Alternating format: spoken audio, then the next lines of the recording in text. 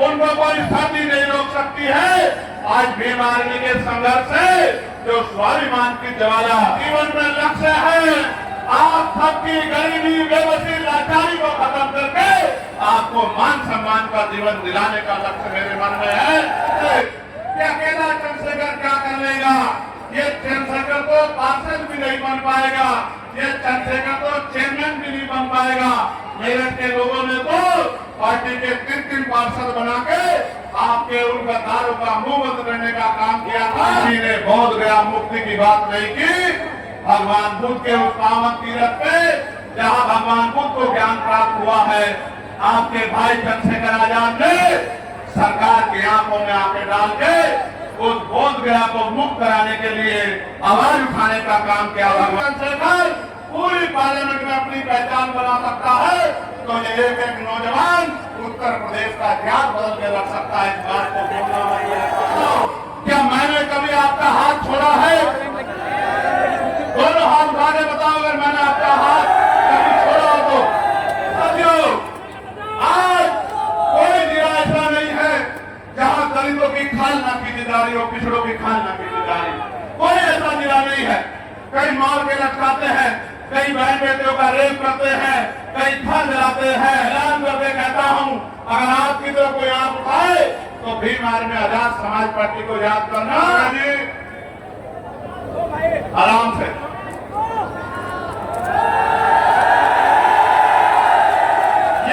ये गरीब लोग, इनका नेता गरीबों का मैं हूं। अमीरों के नेताओं को फर्क नहीं पड़ता, लेकिन मुझे इनके आंसुओं से फर्क पड़ता। वो मेरा भाई है, मैं उसको कहूंगा कि वो वहीं रुक जाए। ये भी अपनी ड्यूटी कर रहे हैं, मगर तू ये जान ले, मेरे साथ फोटो खिंचवाने से तेरा जीवन नहीं बदलेगा। ये दिन कलम में ताकत होगी, रोजगार देके तेरा जीवन बदलने का काम। महाराज डॉक्टर बाबा साहब अम्बेडकर, ईवी पेरियार रामानायकर स्वामी, पेरियार ललाई यादव, बाबू जगदेव प्रसाद कुशवाहा, जननायक कपूरी ठाकुर, महामना रामसु वर्मा, चौधरी महाराज सिंह भारती, सर छोटू राम, मान्यवर दीना भाना वाल्मीकि और मान्यवर काशी राम साहब को नमन करता। सम्मानित साथियों, ये मेरठ की वो क्रांति रहा है जहां 1857 का गदर, 1857 की क्रांति इसी मेरठ की धरा से शुरू होने का काम किया और कोतवाल धन सिंह गुर्जर और माता देवी वाल्मीकि जी ने उसका नेतृत्व कर पूरे भारत की गुलामी की बेड़ियों को काटने का बिगुल इसी मेरठ की धरती से बजाने का काम किया। हालांकि उनके इतिहास को छिपाने का काम किया, उनके इतिहास को चुराने का काम किया, उनको जमी दर्ज करने का काम किया। लेकिन जब तक हम जैसे लोग जिंदा हैं, अपने महापुरुषों के इतिहास को न दबने देंगे और न ही किसी को चुराने देंगे। महापुरुषों के इतिहास को घर घर पहुंचाने का काम करेंगे। जिन कोतवाल सिंह, धन सिंह गुर्जर को, इनके इतिहास को, उनके बलिदान को, मेरठ के संघर्ष को दबाने का काम किया, आपके एक भाई ने पार्लियामेंट में उसे महापुरुष जिसने बलिदान का इतिहास लिखा, कोतवाल धन सिंह गुर्जर के लिए भारत रत्न देने की मांग की और गुर्जर रेजिमेंट को बहाल करने की, गुर्जर रेजिमेंट को बनाने की मांग की। ये मांग मैंने क्यों की, इस बात को मैं आपको आगे बताऊंगा। सम्मानित साथियों, नौजवानों का जो जन सैलाब मैं देख रहा हूं, मैं मानता हूं उनको कोई आंधी तूफान नहीं रोक सकता है, उनको कोई गर्मी नहीं रोक सकती है, उनको कोई सर्दी नहीं रोक सकती है।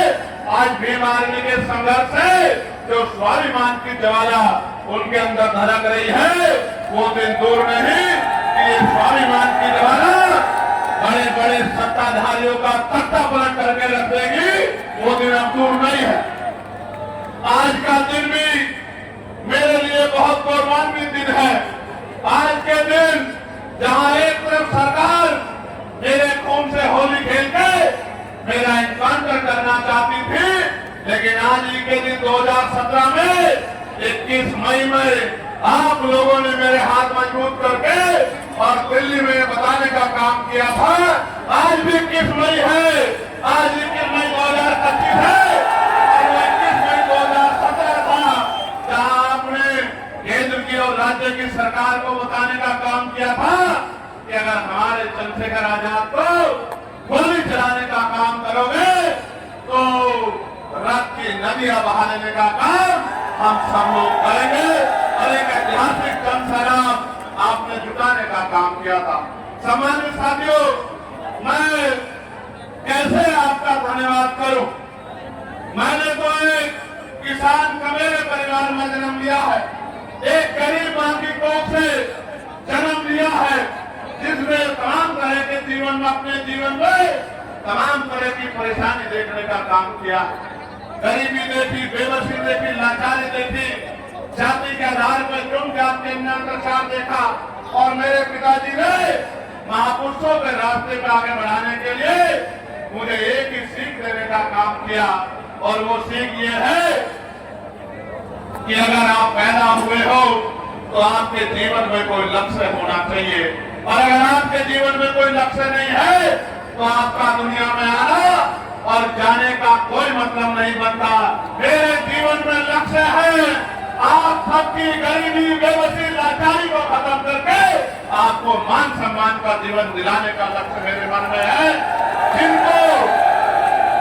जिनको कमजोर समझ के कुचलने का काम किसानों को, मजदूरों को, नौजवानों को, महिलाओं को देश की सत्ता में बैठे लोगों ने किया है, उनको मुख्य धारा में लाके और भौतिक सुविधाएं, मौलिक सुविधाएं, बुनियादी सुविधाएं के घरों तक पहुंचाकर और उनको मान सम्मान का जीवन दिलाना ही मेरी जिंदगी का लक्ष्य है।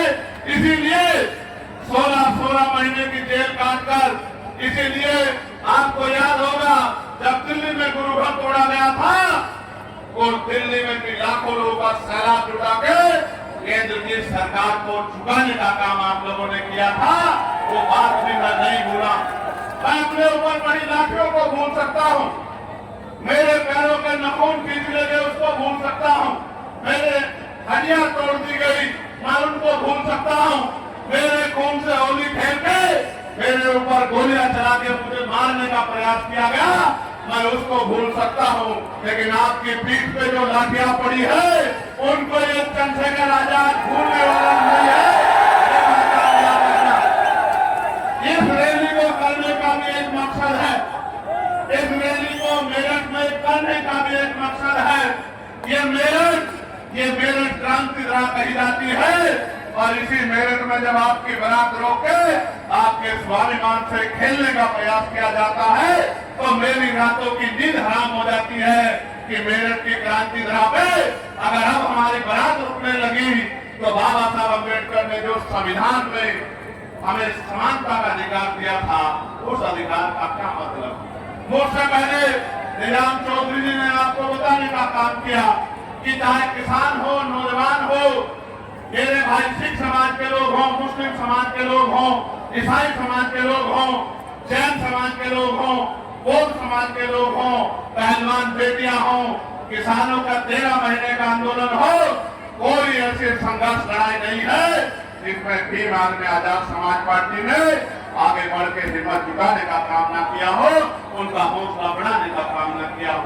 आप महसूस करके देखो, जब मैं पार्लियामेंट में नहीं गया था तो ये पैसे वाले क्या कहते थे कि अकेला चंद्रशेखर क्या कर लेगा, ये चंद्रशेखर तो पार्षद भी नहीं बन पाएगा, ये चंद्रशेखर तो चेयरमैन भी नहीं बन पाएगा। मेरठ के लोगों ने तो पार्टी के 3 पार्षद बना के आपके उन गद्दारों का मुंह बंद करने का काम किया था और आपने दोनों हाथ उठा के नगीना का धन्यवाद कीजिए मेरे साथ, दोनों हाथ उठा के। नगीना के लोगों ने अपनी मेहनत करके एक पैसा जुटा के और वोट की ताकत से आपके चंद्रशेखर आजाद को देश की सबसे बड़ी पंचायत में भेजने का काम किया। और आप बताओ, पार्लियामेंट में जाने के बाद कोई एक ऐसा मसला बताओ जिसमें आपने आवाज दी हो और चंद्रशेखर आजाद ने उस मामले को पार्लियामेंट में उठा के आपकी लड़ाई को मजबूत करने का काम ना किया। कोई एक भी मामला ऐसा नहीं है जब संत स्वामी सतगुरु रविदास महाराज की जयंती का अवकाश नहीं हुआ तो पार्लियामेंट में लड़ के मैंने अवकाश कराने का काम किया। जब बोध गया का मुक्ति आंदोलन चला 75 साल के इतिहास में, और जब से लोकतंत्र लागू हुआ है किसी ने बोध गया मुक्ति की बात नहीं की। भगवान बुद्ध के उस पावन तीर्थ पे जहाँ भगवान बुद्ध को ज्ञान प्राप्त हुआ है, आपके भाई चंद्रशेखर आजाद ने सरकार की आंखों में आंखें डाल के उस बोध गया को मुक्त कराने के लिए आवाज उठाने का काम किया। भगवान बुद्ध की बात को, उनकी अपने पवित्र तीर्थ को आगे जो है वो बुद्धों के पास आ जाए, इसकी मांग को उठाने का काम किया। सम्मानित साथियों, आपको याद होगा पार्लियामेंट में मैंने भी डॉक्टर बाबा साहब अम्बेडकर की जयंती को राष्ट्रीय पर्व घोषित किया जाए इसकी मांग उठाई थी। जब मैंने मांग उठाई तो सरकार के लोगों ने घबराकर बाबा साहब अम्बेडकर की जयंती पे अवकाश घोषित करने का काम किया। आप ये सोचो, अभी तो चंद्रशेखर अकेला वहां है। जिस दिन चंद्रशेखर के साथियों को आपने भेजना शुरू कर दिया, आप ये देखना अभी तो मुद्दे उठ रहे हैं, फिर कलम पकड़ के आपके काम कराने का काम यही नौजवान करेंगे जो आज आपके सामने मंच पर बैठे हैं और आपकी लड़ाई को लड़ने का काम कर रहे हैं। मैं जानता हूं पैसे वाले लोग हमारे लोगों का मजाक उड़ाते हैं, मेरे नौजवान नेताओं का, मेरे भाइयों का मजाक उड़ाते हैं। कहते हैं नौजवान लोग क्या करेंगे, जब एक चंद्रशेखर पूरी पार्लियामेंट में अपनी पहचान बना सकता है तो ये एक नौजवान उत्तर प्रदेश का इतिहास बदल के रख सकता है। इस बात को बोलना चाहिए। नौजवान आप समझते हो क्या होता है? नौजवान कभी गैर जिम्मेदार नहीं होता, उसके कंधों पर जिम्मेदारी होती है अपने परिवार की, अपने क्षेत्र की, अपने प्रदेश की, अपने देश की। उसके सीने में आग होती है, राष्ट्रवाद की आग उसके सीने में होती है। नौजवान याद करो आजादी की जंग, करतार सिंह सराफा साहब जिन्होंने सबसे पहली शहादत दी वो 19 साल के थे। शहीद आजम सरदार भगत सिंह 23 साल के थे जिन्होंने मातृभूमि की रक्षा के लिए प्राणों का बलिदान कर दिया। आज जिन नौजवान नेताओं का आप अपमान करने का काम करते हो विरोधियों, वो दिन दूर नहीं। इन्हीं नौजवानों में से कोई विधायक होगा, कोई सांसद होगा, कोई जिला पंचायत का सदस्य होगा, कोई जिला पंचायत का अध्यक्ष होगा, कोई चेयरमैन होगा, कोई प्रमुख होगा। जिस दिन जनता ने जिस तरह मेरे सर पे हाथ रखा है, मेरी बात पे पहरा देके इनके सरों पे हाथ रख दिया, वो दिन दूर नहीं कि इन गरीबों की तरफ हाथ उठाने वाला ज्यादा दिन तक चैन की जिंदगी नहीं जी पाएगा। उसको मिट्टी में मिलाने का काम आपकी संवैधानिक ताकत करेगी। मेरी बात को आप याद रखना। अब वो समय बदल गया है, समय बदल गया। हालांकि आप ये भी समझो हमारी लड़ाई धर्म की नहीं है। सरकार झूठे राष्ट्रवाद की बात करती है। अगर ये भारत अखंड भारत बना है तो सम्राट अशोक के समय में बना है, जब इसकी सीमाएं अफगानिस्तान तक थी, ईरान तक थी। अगर ये दोबारा कभी अखंड भारत बना है तो ये डॉक्टर बाबा साहब अम्बेडकर के संविधान की वजह से बना है, जो संविधान आपको और मुझे बराबरी का अधिकार देता है। सम्मानित साथियों, जिसे जिसे ये विरोधी गिराने का काम करेंगे उसका हाथ पकड़ के हम उनको उठाने का काम करेंगे। आप ये देखो, लड़ाई धर्म की नहीं है, लड़ाई राष्ट्रवाद की नहीं है। लड़ाई अगर इस देश में है तो रोटी कपड़ा मकान की। क्या आज आप सब लोगों को खाने के लिए अच्छा भोजन, पीने के लिए साफ पानी, पहनने के लिए अच्छे कपड़े और रहने के लिए पक्की छत मिली है? आप सरकार किसको कहती है कि हम 80 करोड़ लोगों को सस्ता राशन देते हैं? ये 80 करोड़ लोग कौन है? मुझे बहुत जिम्मेदारी से कहना पड़ेगा, ये 80 करोड़ लोग इस भारत के मूल निवासी हैं, इस भारत के बहुजन समाज के लोग हैं, इस भारत के दलित, पिछड़े, मुसलमान, आदिवासी और अन्य धर्मांतरसंख्यक समाज के लोग हैं, जिनको आप अपनी व्यवस्था में आज भी गरीब बना के रखना चाहते हैं। मैं आ रहा था, जगह जगह पर स्वागत हुआ, धूप इतनी शानदार थी, फिर भी नौजवान कटा हुआ था। और लोग मुझसे पूछते हैं कि भाई चंद्रशेखर आजाद, इतनी हिम्मत आप में कहां से आती है? जिस समाज का नौजवान गुलामी की बेड़ियों को काटने के लिए खड़ा हो जाए, वो समाज ज्यादा दिन तक हाशिए में नहीं रह सकता। इस बात को मैं समझता हूँ और इस बात को आपको भी समझना पड़ेगा। मैं ये भी मानता हूँ, जिस समाज में सच सुनने की आदत नहीं होती, उनके सामने सच बोलने वाला मुस्लिम होता है। आप ये बताओ, क्या मैंने कभी आपका हाथ छोड़ा है? दोनों हाथ उठा के बताओ, अगर मैंने आपका हाथ कभी छोड़ा हो तो अगर मैंने कभी आपका हाथ नहीं छोड़ा, तो क्या अब आपका हाथ मेरे सर पे रहेगा नहीं रहेगा? बताओ। मेरी बात को गौर से सुनो। मुस्लिम समाज के भाइयों, जब जब मुस्लिम समाज पे चाहे वक्त का मामला हो या आपकी मस्जिदों, मदरसों, दरगाहों को जमीदत करके या बुलडोजर चला के जब मुस्लिम भाइयों को नुकसान पहुंचाने का काम किया हो, इंसानियत की आवाज को भीम आर्मी आजाद समाज पार्टी ने मजबूत करने का काम किया और सरकार से लोहा लेने का काम किया। बहुत सारे लोगों को तो मुसलमान लब कहने में भी तकलीफ होती है, लेकिन भीम आर्मी आजाद समाज पार्टी ने कभी इस तरह का व्यवहार आपके साथ नहीं किया। और आप जिनको वोट देते हो, वो वोट लेने के बाद 5 साल कभी दिखाई भी नहीं देते। जब आप काम कराने जाते हो तो वो कहते हैं हमारे पास ताकत नहीं है। अरे मैं समझता हूँ आप में ताकत नहीं है, उससे भी बड़ी बात यह है कि आप इनको पैरों पर खड़ा ही नहीं करना चाहते। आज प्रदेश की स्थिति क्या है? पाल, प्रजापति, कश्यप, सैनी, मौर्य, साकेत, कुशवाहा, बिंद, राजभर, केवट, मल्ला, जाट, दूधर, यादव, तमाम पिछड़े वर्ग के लोग, जाटव समाज के लोग, खानुक समाज के लोग, वाल्मीकि समाज के लोग, पासी समाज के लोग, तमाम उनके पढ़े लिखे बच्चे बेरोजगार घूम रहे हैं। कहीं कोई रोजगार नहीं है। कोई भर्ती आती है तो पेपर लीक हो जाता है, कोई भर्ती आगे बढ़ती है तो आरक्षण का घोटाला हो जाता है। 69,000 शिक्षक भर्ती में जो धर्म की बात करते हैं, दलित पिछड़े वर्ग के बच्चों के 20,000 पद लूटने का काम इसी उत्तर प्रदेश की सरकार ने किया और उनमें मुकदमा दर्ज करा के उनको मिठाई खिलाने का काम इसी उत्तर प्रदेश की सरकार ने किया। सामान्य साथियों, अगर सरकारी नौकरी नहीं होगी तो फिर आपके बच्चे कैसे आगे बढ़ेंगे? प्राइवेट सेक्टर में क्या है हमारे पास?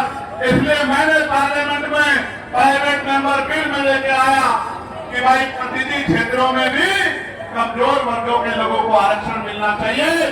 और आरक्षण की कीमत उनसे पूछो जिनका बच्चा इस आरक्षण की वजह से नौकरी पे गया है। नौकरी पर जाने के बाद उसने अपने गरीब परिवार के आंसू पूछने का काम किया। जिन्होंने आरक्षण की लड़ाई नहीं लड़ी, उनको आरक्षण की शक्ति का नहीं पता है। ये लोग आपकी वोट लेते हैं और आपकी तरक्की के रास्ते को भारतीय जनता पार्टी के लोग खत्म करने का काम करते हैं।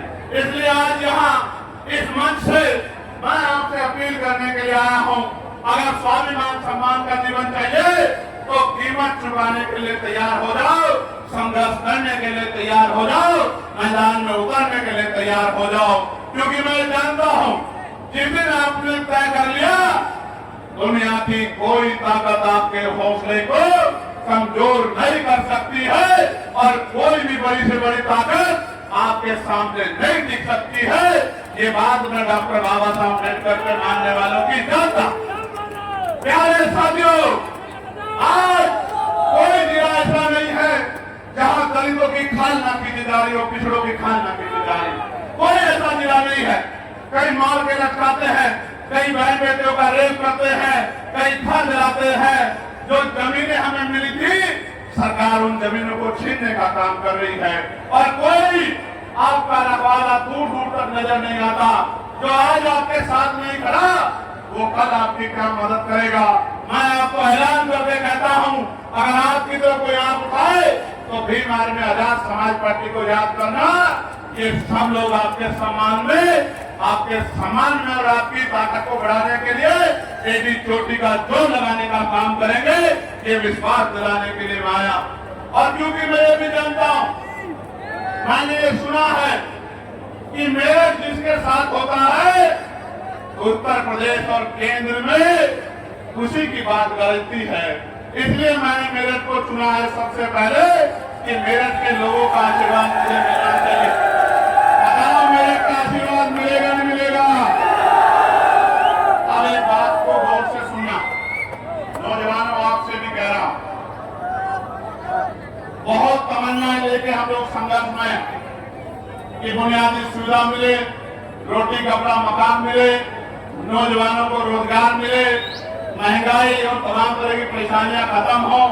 आप महसूस करके देखो, बिजली के दाम से लेके पानी के दाम, सड़क कहाँ बनेगी, स्कूल कहाँ बनेगा, यूनिवर्सिटी कहाँ बनेगी, मेडिकल कॉलेज कहाँ बनेगा, नौकरी किसे मिलेगी, रोजगार किसे मिलेगा, इंडस्ट्रियल एरिया किसे कहाँ लगेगा, ये सब सरकार तय करती है। और 2027 में 15 साल का सूखा हो जाएगा। 15 साल का, 15 साल में क्या देखा आपने? थाने में जाते हो सुनवाई नहीं होती, सरकारी दफ्तरों में जाते हो सुनवाई नहीं होती, जुल्म जाती होती है, न्याय नहीं मिलता। इस 15 साल के सूखे के खत्म करने के लिए दिन रात हम लोग जुटे हैं। इस सूखे को खत्म करने में मदद कराओगे नहीं कराओगे बताओ? जब नगीना के लोग इस सूखे को खत्म कर सकते हैं तो क्या मेरठ के लोग इस सूखे को खत्म नहीं कर सकते हैं क्या बताओ? अभी भी कोई टैक्स देना बाकी है क्या चंद्रशेखर के लिए? दोनों हाथ उठा के बताओ, अभी भी कोई टैक्स बाकी है क्या? क्या मेरे समर्पण में कोई कमी है? क्या भीम आर्मी आजाद समाज पार्टी के संघर्ष में कोई कमी है? अब तो आपको हाथ आगे बढ़ाना है और गांव-गांव में निकल के बूथ कमेटी, सेक्टर कमेटी, भाईचारा कमेटी बना के अपनी ताकत बढ़ानी है। और आने वाले त्रिस्तरीय पंचायत चुनाव में आजाद समाज पार्टी को ताकतवर बना। बताओ बनाओगे नहीं बनाओगे? जोर से बताओ बनाओगे नहीं बनाओगे? विरोधियों को मुंह तोड़ जवाब दोगे नहीं दोगे?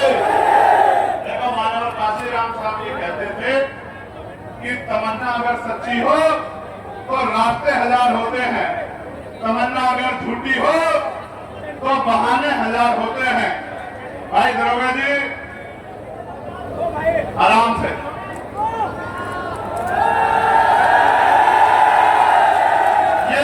ये गरीब लोग, इनका नेता गरीबों का मैं हूं। अमीरों के नेताओं को फर्क नहीं पड़ता, लेकिन मुझे इनके आंसुओं से फर्क पड़ता। वो मेरा भाई है, मैं उसको कहूंगा कि वो वहीं रुक जाए। ये भी अपनी ड्यूटी कर रहे हैं, मगर तू ये जान ले, मेरे साथ फोटो खिंचवाने से तेरा जीवन नहीं बदलेगा। एक दिन कलम में ताकत होगी, रोजगार देके तेरा जीवन बदलने का काम। जब रोजगार मिलेगा, 4 पैसे जेब में होंगे, तो माँ को हवाई जहाज का सफर कराना, माँ को देश दुनिया दिखाने का काम करना, बहनों के सपने पूरे कराने का काम करना, तब जाके मेरे दिल में भी खुशी होगी जब इस काम को आप लोग करने का काम करोगे।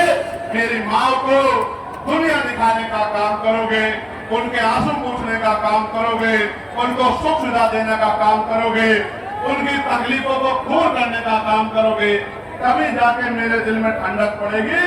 और कोई इसके अलावा रास्ता नहीं है।